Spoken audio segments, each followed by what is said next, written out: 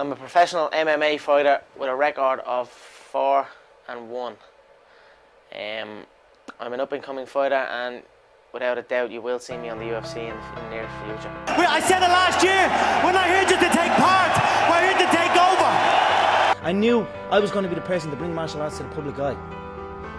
And now it's happening. You know what I mean? There's two things I've learned from these past 7 months. Number one is that hard work pays off. And number two is that dreams come true.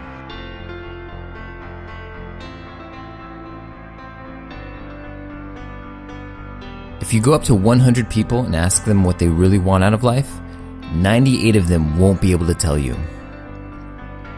You will get a lot of answers like, oh, I just want to be happy, or I just want to be able to do what I love.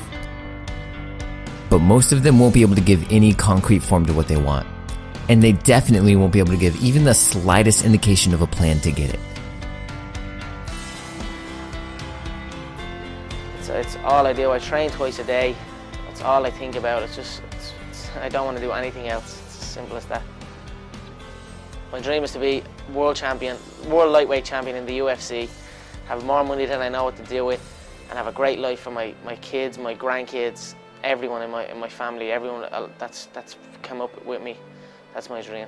Back when Conor McGregor was first pursuing his love of mixed martial arts, he was told countless times how impractical it was. No man from Ireland had ever made it to the highest levels of fighting. What made him think that he could be the first? But Conor didn't care. He not only knew exactly what he wanted, but he carried himself like he already had it.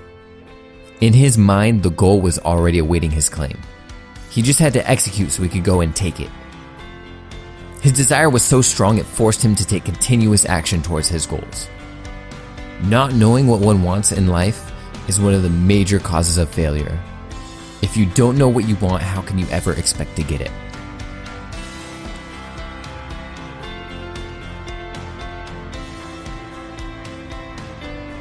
If you don't write down your goals, you're just living in this wishy-washy world of, oh, I just want to be happy.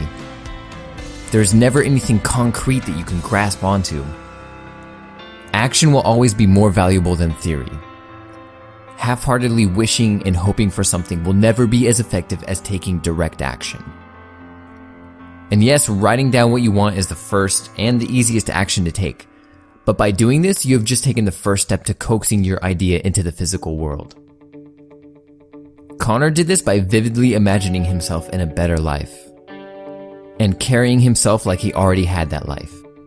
And he still does this today, vividly imagining not only his victories, but also the challenges he will face and what he will do to overcome them. Yeah, throughout training camp, you definitely have shots that you see, that you feel cracking, you know, you feel them shots happen, you know. But this is, trust me, this is a first round KO for me. I have no doubt in my mind. His toes will curl and I will celebrate.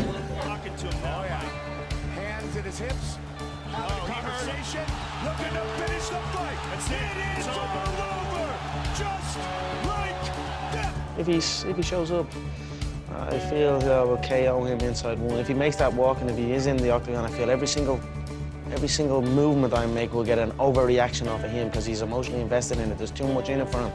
Relaxed and smiling.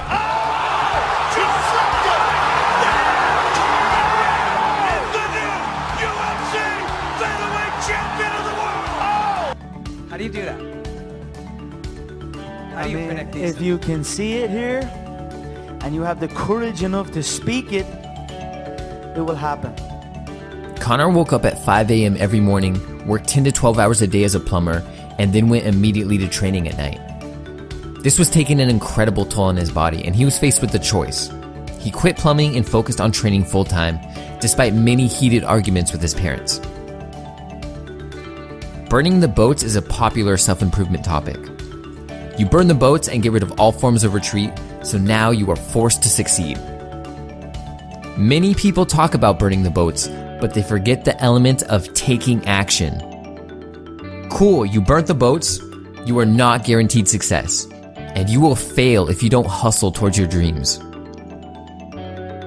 Imagine if at the signing of the Declaration of Independence, Thomas Jefferson, John Hancock, and everyone else who signed their name said, okay, we just burned the boats, now we can't fail. They knew if they didn't win, they had just signed their death warrant. They gave themselves no choice but to devote all their energy into winning their freedom. I will be where I want to be. I'm 100% confident that I will make it to the top. I have the skills, I have the dedication, and it's something I really, really want. So words can't even describe, but it will happen, and I'll let you know when it happens.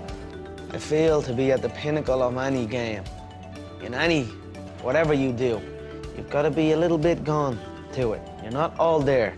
You've got to be almost insane to your craft. Not a lot of people can understand that. That's why I don't know about nothing else. I do not pay attention to nothing else.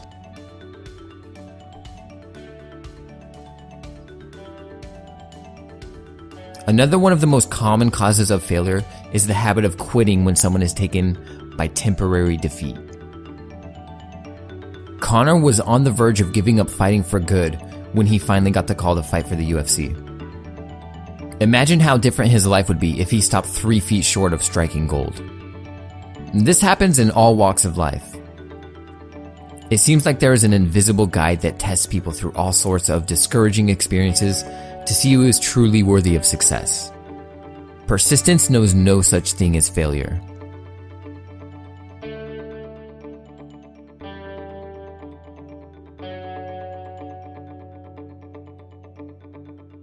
Conor was 15 when he experienced a life-changing moment. He moved from his hometown in Crumlin to a quiet neighborhood on the outskirts of Dublin. The move tore him away from his lifelong friends and put him in a place full of people he didn't know. As a teenager, he did not handle this very well, but it set the stage for his deep visualization that he credits for his success. He said, "I feel being alone with your thoughts is a good thing. It allows you to figure things out for yourself." Thinking is one of the hardest jobs you will ever do. Tear someone away from their cell phone and make them sit in a room with just their thoughts for 8 hours and they will freak out. It was around this time of deep introspection that Conor first started to develop what Napoleon Hill calls a money consciousness. He refused to accept a life without riches. When you create your plan to achieve your desire, do not base it on what you think is practical. Your reasoning faculty is lazy and will talk you out of taking action.